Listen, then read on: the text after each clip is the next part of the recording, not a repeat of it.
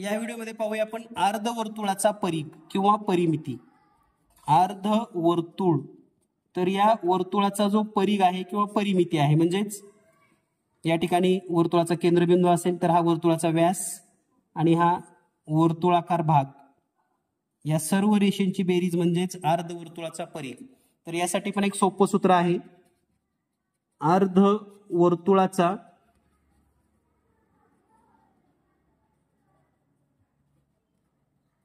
परिघ बरोबर, तर अर्धवर्तुळाचा जर तुम्हाला परिघ काढायचा असेल तर त्यासाठी सूत्र आहे 36/7 गुणिले त्रिज्या.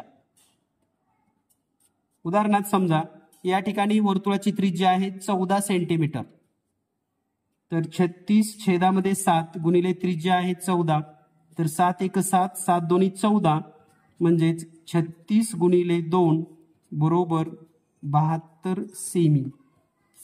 म्हणजे ही सर्व रेषा किंवा जो परिघ आहे अर्धवर्तुळाचा तर तो आहे 72 सेमी. याच पद्धतीने पाववर्तुळ आणि पाववर्तुळाचाही व्हिडिओ तुम्हाला चॅनलवर मिळेल. चॅनल सबस्क्राईब करून ठेवा, कारण पोलीस भरती, टीईटी, केंद्रप्रमुख किंवा टेट सर्वच स्पर्धा परीक्षेसाठी तुम्हाला हा घटक अतिशय महत्त्वाचा आहे.